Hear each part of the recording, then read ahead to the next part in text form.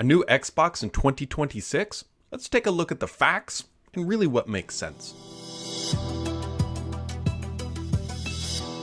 New consoles, well, they come out every few years, and it's honestly been a few years since the Series X has come out, so we're either looking at like a mid-gen refresh, or we're looking at like a Series X Pro.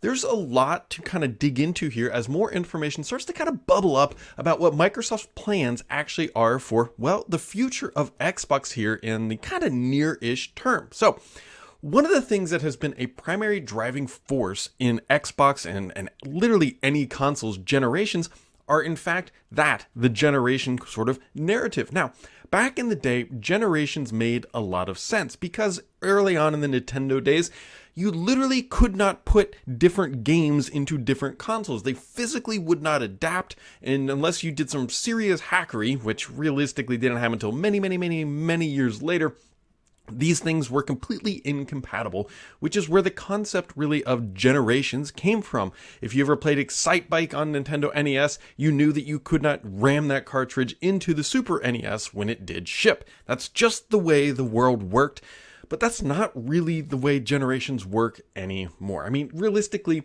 the past is kind of the past because, hey, Xbox deserves a lot of credit. We've said it time and time again about making backwards compatibility a thing. Microsoft has really been leading the pack on cross-generation, if you want to call it that, titles, right? You can play Xbox 360 titles on a Series X. Now, it's not perfect, not every single title. There's always weird things that happen. Sometimes maybe there was a one-off fix, or more than likely a lot of IP just licensing. You can't always just do that. You'd have to renegotiate contracts sometimes. And so, for the lack of better terms, Microsoft has made it as possible to bring as many backwards compatible titles forward through generations as they go, which really means, like, what is a generation? Sure, it was an Xbox 360 title. We know what that means, like, on the tin, as the British would say. But what does it really mean in terms of a generation? It doesn't really mean anything. It's just a piece of software at the end of the day. It's just like running an old version of Winamp on Windows 11. It's just software, right? It's not a physical cartridge that you have to somehow smash in with a hammer. It's just making sure that it can execute as it goes through. Now, when it comes to the Xbox hardware, we have heard a lot about what Microsoft plans are, right? Quite literally from Microsoft. Microsoft accidentally leaked this information when they uploaded some content to the FTC, and we've all been through all of this information, where we see what an Xbox Series S, or X, I should say, a diskless version, sort of a refresh, if you will. I wouldn't call this a Pro. We'll get into that, but this is really Microsoft just saying, like, okay, we've got the current box out there. What can we do to kind of make it a little bit better, but not really change the general definition of the Series X? It's just diskless. We'll make it round and we'll slightly modify it. But at the end of the day, it's still a Series X console that just will roll at for lack of better terms, slightly better ports and everything else. However, that's not the only thing, Brooklyn. Microsoft was also working on Eliwood, which is, again, same type of idea. Realistically, what it looks like Microsoft is trying to do between these two versions is two things. One, just ever so slightly make them more desirable with either a slightly new design and or slightly better ports and storage. But we're not really talking performance here. We're also not really talking price. The Brooklyn would have been $499, and as of the when they made these things, the Eliwood would have also been $299. Which, if you know your Xbox history, that's the exact same price for the Series X and S. Like, there's no performance or pricing gain here, and really, there's no performance gain either. Now, these are more performant, meaning that they are more efficient using less wattage. But at the end of the day, Microsoft has to make a decision here. They have to look at these two consoles and say, look, if we spend all the time and resource and efforts to take these images and turn them into reality, into physical pieces of hardware, go to manufacturing, invest all that capital to get these on store shelves, which would likely be a 2024 holiday initiative, will these things make enough money to justify the efforts of all the marketing spend that we would have to do to educate the consumer and realistically kind of, extend the life of the Series X and S? And Microsoft has to decide, yes, we absolutely think we're going to do that, Or do they have to decide like, hey, we're just doing a refresh because that's just kind of what the industry expects. And if we don't do it, then we're going to be left out of the conversation or something like that. Realistically, I don't personally think that they are going to like sell 1 million more consoles because they now have a round version of it. You got to think about it. If they took all of the money that they would have to spend to do all of this effort, and they instead said, look, we'll discount the current hardware. We'll make the Series X as it is today $100 cheaper rather than investing all of this capital, and we'll break even.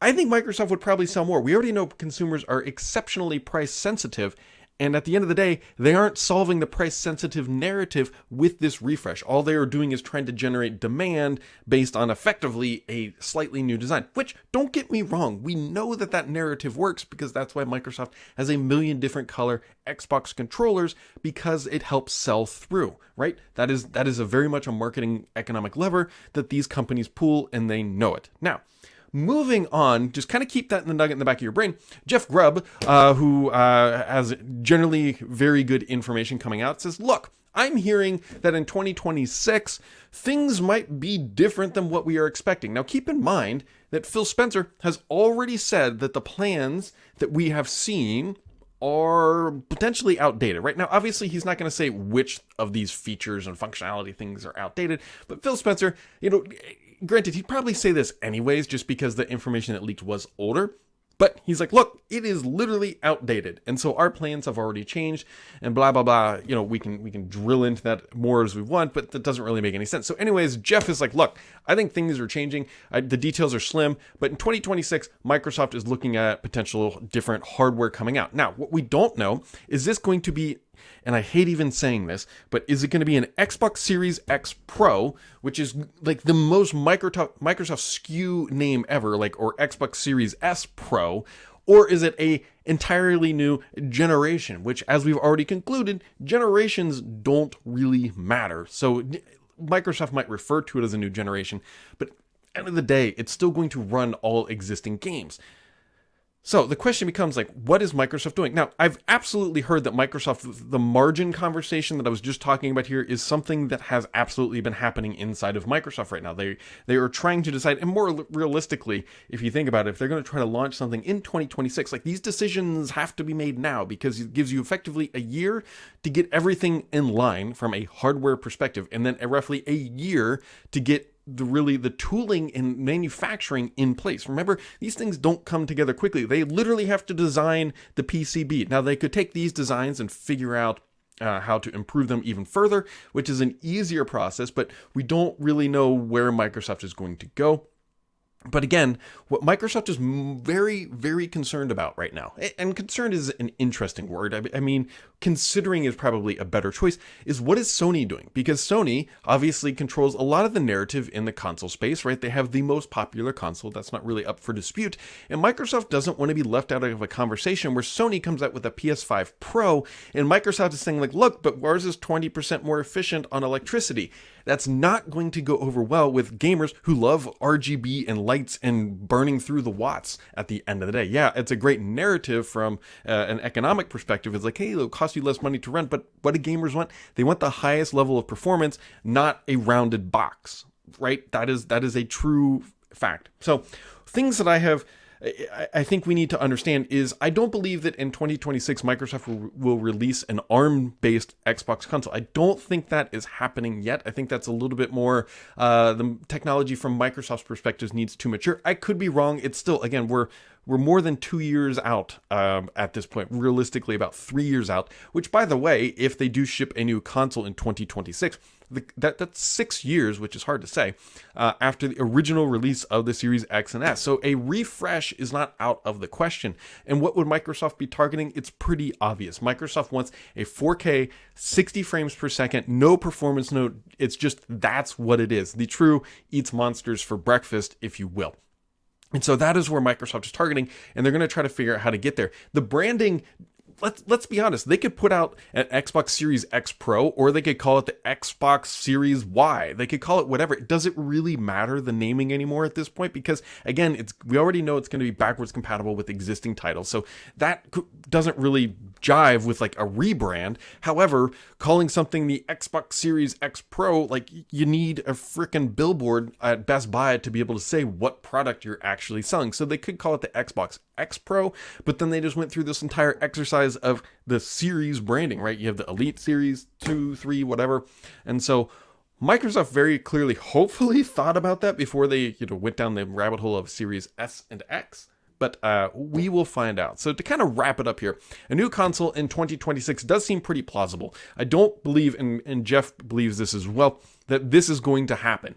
I think he might be correct that they may have canned this. I don't know for certain, but I think that might be the path that Microsoft is taking, because they want to compete on the pro side, not on the potentially the economics of efficiency side at the end of the day. And they are so not wanting to be left out of the, here's PS5 Pro, and then Microsoft needs to have a response. And I think that is the narrative that needs to be taken away, is that Microsoft is lining up how they are going to respond to not a theoretical PS5 Pro. I think is probably underselling it, but the actual PS5 Pro is what Microsoft is trying to align to. So there you go, guys. That's sort of like digging through like what Microsoft could or could not do with the 2026 console. I believe that is a factual statement. So we'll keep that just sort of in the back pocket, see what other tea leaves we can read from Microsoft as they begin to align a strategy around this. Especially, I think the absolute biggest tell that 2026 is happening is next year. If next year we do not see Brooklyn and Elliewood show up here, I think then we know that 2026 is a lock, and keep that in your back pocket. So, as always, my friends, make sure to keep it subscribed here, because the only BS on this channel is me.